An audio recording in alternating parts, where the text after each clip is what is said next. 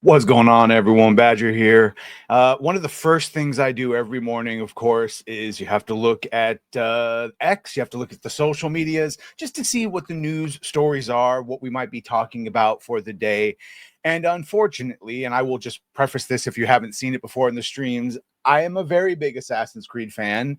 Obviously for Ezio and Edward Kenway and all those earlier games, but I kept playing and 100% in all of them, all the way up did 100% did Valhalla and all the things, not that rogue light stuff because that doesn't count.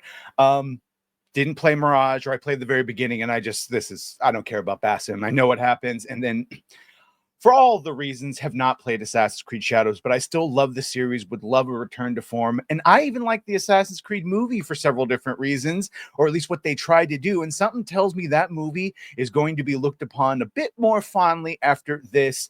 Woke up, of course, to see that a live action Assassin's Creed series has been greenlit at Netflix. We've known for a couple of years now that they were talking, but with the whole Ubisoft and Tencent battle and the separations of some of the properties, I completely forgot about this. So I would be happy except with who's involved, and that's Robert Patino from Westworld, which it would be fine if it was just season one, but it's all those other seasons, and David Weiner.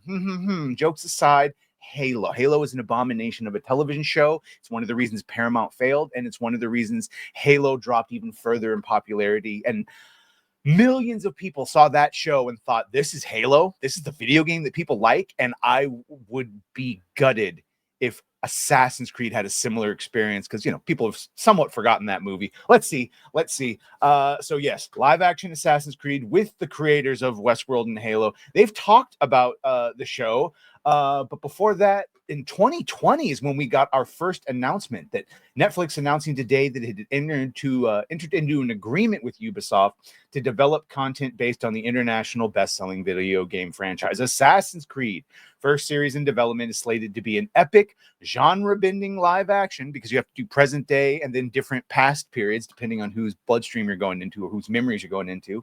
Search is currently underway for a showrunner, and then this is also at the time the vice president saying that we're so happy to be working with Ubisoft and to bring life-rich, multi-layered stories to Assassin's Creed, blah, blah, blah. It's beloved. And so that was 5 years ago, basically, which, of course, brings us to today, where the two aforementioned writers from Westworld and Halo said this: "We've been fans of Assassin's Creed since its release in 2007. Every day we work on the show, we come away excited and humbled by the possibilities that Assassin's Creed opens to us. Beneath the scope, the spectacle, the parkour, and the thrills is a baseline for the most essential kind of human story, about people searching for purpose, struggling with questions of identity and destiny and faith. It is about power and violence and sex and grief. Assassin's Creed is about one thing and one thing only. Do you believe in the Templars? Do you believe in the Assassins? Do you believe in freedom, or do you believe in control?"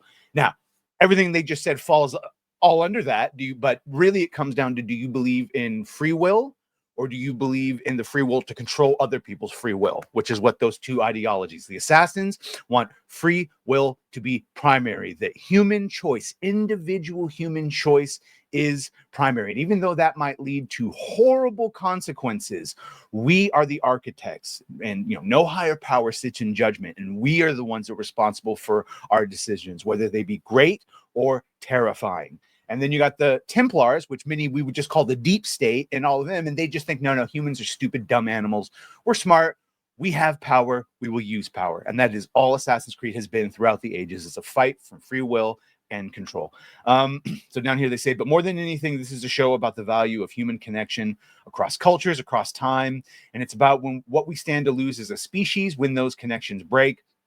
We've got an amazing team behind us with the folks at Ubisoft and our champions at Netflix, and we're committed to creating something undeniable for our fans all over the planet. I'm terrified. This could be like One Piece, but this does not also have some amazing soul creator who knew the lore from the beginning, the Darbys and all that. They're gone.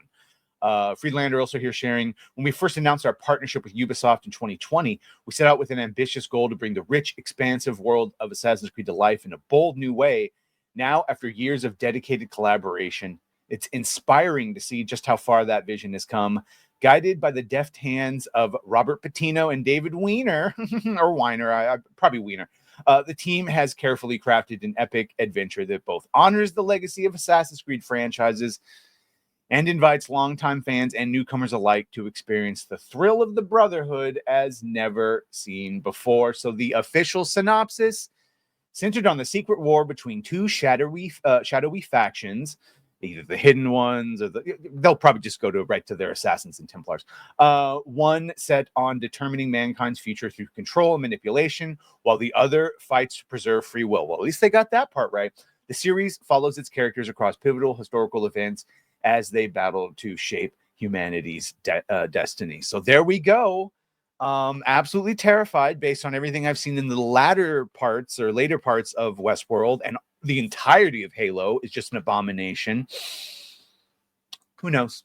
If they base it on the Ezio and the earlier lore, it'll be great. If they base it on the new writers stuff from the last couple games, it won't be great. And it's basically just that simple. And then, of course, little things like casting and direction and, you know, who's their stunt, how's the parkour going to look, what's your animus, what's your time period. So, yeah, let me know what you think about all this. I am so worried. You let me know what you think. Let me know. Make sure to like, share, and sub. If you have done that, thank you. If you're going to do that, thank you. If you've done that, thank you. And all of the thank yous. And yeah, I'm going to go cry. Well, bye.